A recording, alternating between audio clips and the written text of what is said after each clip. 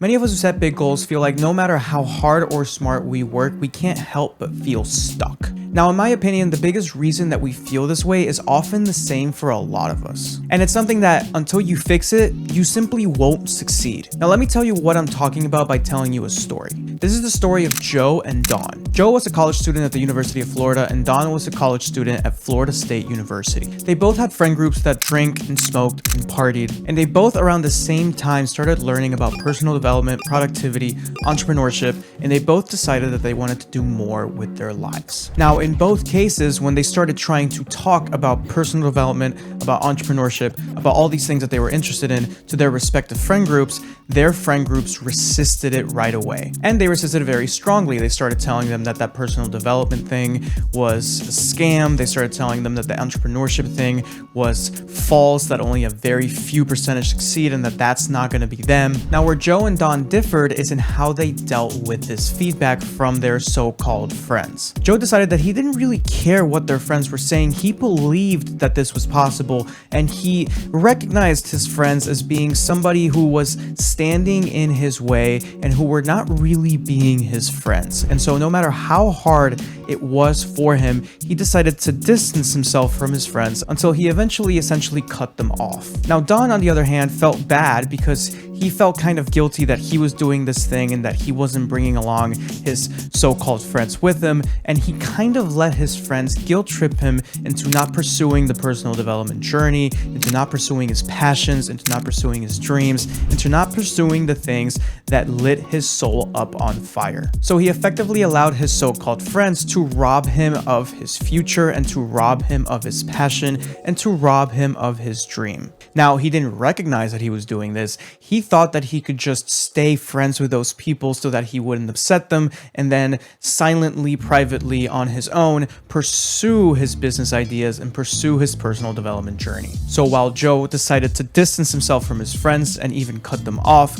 while pursuing his journey, Dawn decided to pursue his journey privately while still remaining friends with those people. Now, fast forward 5 years later, and Joe actually was able to create a successful business.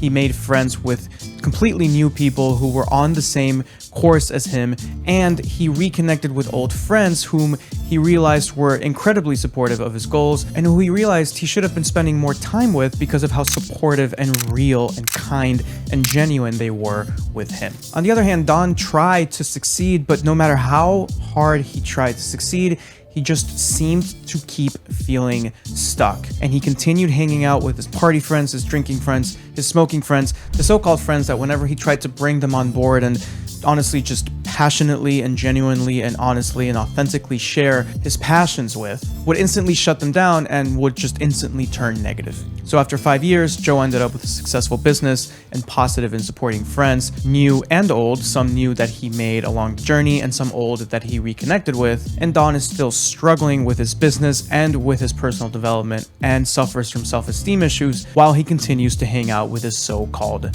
friends. Now, if you haven't caught on by now, the number one reason that people don't achieve their goals, as the title of this video states, is negative people. Negative people that we refuse to let go of. Now, there are many reasons why we don't let go of these people. Maybe we've been friends with them for a long time. Maybe they're guilt tripping us into it. Maybe we feel bad at the thought of us succeeding and them still doing the same thing. Regardless of what the psychological or emotional or social reasons might be, it's important to understand how negative people actually hold us back. The fact of the matter is that just like a plant needs sunlight and water to grow, your goals need positivity and support to flourish. Negativity and negative people act as a shade, blocking that sunlight and stifling your growth. That's why we often come across those two famous quotes like, "You are the average of the 5 people you hang around with," or "Show me your friends and I'll show you your future." When it comes to negative people, there are two primary reasons that they hold us back. The first one is that you simply just absorb their energy. You adopt their limiting beliefs by osmosis. You adopt their negative emotions just by being around them. And if they don't like themselves, it might be natural for you to start adopting the same feelings and the same thoughts about you not liking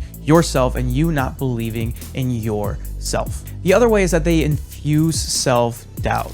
So while absorbing their energy is more of a passive activity, them infusing self-doubt into you is a much more active activity. Now, this makes complete sense. It's very common for somebody to project their own insecurities and their own self-doubt onto you. And oftentimes, it's not just a matter of simple projection. Sometimes people try to sabotage you because if you are both in the same situation right now and you succeed, it reminds them of what they are capable of, but are not achieving because they haven't found the courage and the faith to go after it and achieve it. In other words, if you're able to achieve it, what does that say about them? And that is something that is very difficult for people to live with. Now, the solution is easy. I mean, if you're a confident person who is secure in yourself and you see somebody else succeeding, what you're going to do is, if that person is your friend, you're going to, number one, congratulate them. And number two, if it interests you to succeed in the same way that they're succeeding, you're going to try to learn from those people and see, okay, what did they do that I can do as well so that I can start my own journey? And you're not going to necessarily compare your journey to theirs, but you're going to start your own journey and you're going to adopt the lessons that you got from those people in your own journey to your own success. And so the secure person and the good friend celebrates the achievements of others, celebrates and encourages those people to go after their dreams, and celebrates when they actually achieve them, while at the same time maybe saying, hey, you know what? I want to do something like that too. I am going to figure out what it is that they're doing so that I can achieve something similar. By contrast, the insecure and negative person just ridicules and discourages you from pursuing your goals in an attempt to keep you down. Now, if you're listening to this and you realize that you are in fact suffering from having negative people in your life, I want to give you some action steps that you can take to audit and change your environment. The first is very clear, and that is to understand that you don't owe anybody anything. It is your life, and if you don't want somebody in your life, you don't have to have them in your life. And by the way, same thing with that person. If that person does not want you in their life, they don't have to have you in their life either. If somebody's being negative and toxic and they're tearing you down or they're manipulative or whatever it may be, you definitely do not owe that person a spot in your life. I don't care how long you have been friends with this person or what this person has done for you. It is your right to deal with the situation how you see fit. Now, obviously, it might be difficult to deal with the situation, but just because it's difficult doesn't mean that it's immoral or unethical to do. We all deserve to honor and respect ourselves. And also, if we don't honor and respect ourselves,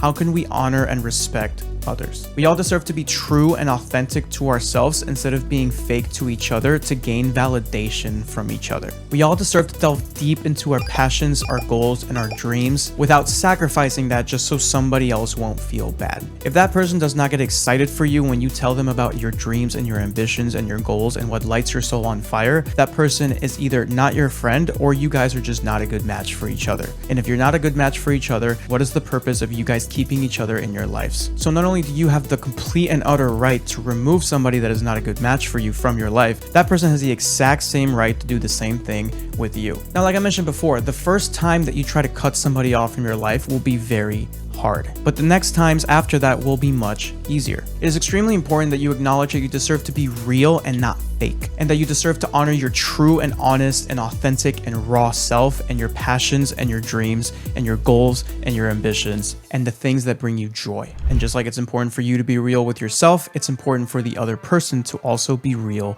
with themselves. And if their reality is that you are being a bad friend by cutting them off without ever acknowledging that they're being negative and constantly trying to drag you down, then that's fine. They can go ahead and do that. That is just their opinion. But just as they're entitled to their opinion, you're entitled to not let their opinion ruin your life. I always say that a person's true character is shown by how they respond when they don't get what they want. And if somebody attacks you when they don't get what they want, not only does that person not have good character, but they are also not your friend. Now, dropping a long-time friend can be really hard. So if you want, you can take it step by step and start by creating some distance at first. And then if they react by attacking you, which oftentimes they will, then it will make it that much easier for you to completely cut them off. The second action step is to recognize toxic people. Having the ability to recognize toxic and negative people is an incredibly important and imperative life skill. Now, one of the ways that you can audit your relationships is by asking questions. For example, is this person always negative or always bringing up drama? Does this person not support my goals? Do they even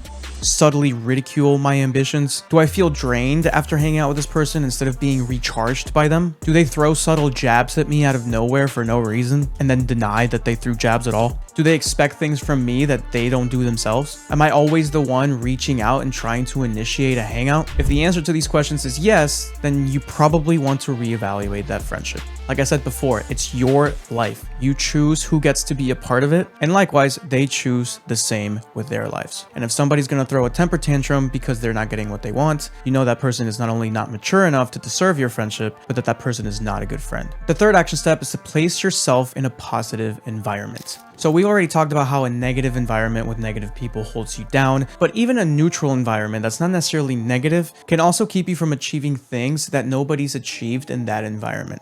So what do I mean by this? Even if your friends aren't negative and they're good friends and they're positive, if you go to an event and you see these people and you interact with these people and you ignite your five senses with these people who are doing all these amazing things that you would love to do, all of a sudden something goes off in your brain that goes, if they can do it, I can do it too. And so now all of a sudden your idea of what is possible for your life has increased and your expectations for yourself have increased because you stepped into a new environment where you had proof that activated all five of your senses that people can do these things. And also these new environments with these positive go-getter type of people can also create a contrast back home if you are in a negative environment where the negativity of that environment all of a sudden starts to stand out because the positivity of this new environment is so strong. And so that can help you realize how negative your so-called friends actually are when you place yourself around people who are incredibly positive. And once you realize that, it's almost like you're called to remove those people from your life or at least distance yourself from them.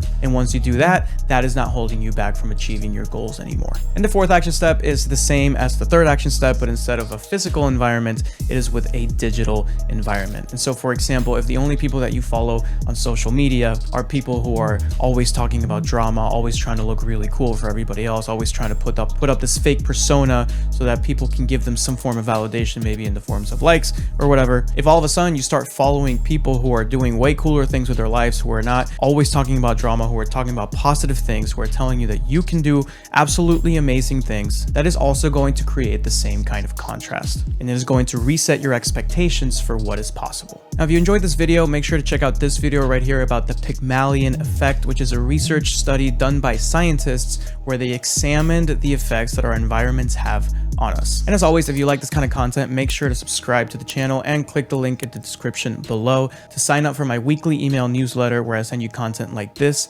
every week, every Monday via email to get you started for the week. Other than that, I'll see you in the next video.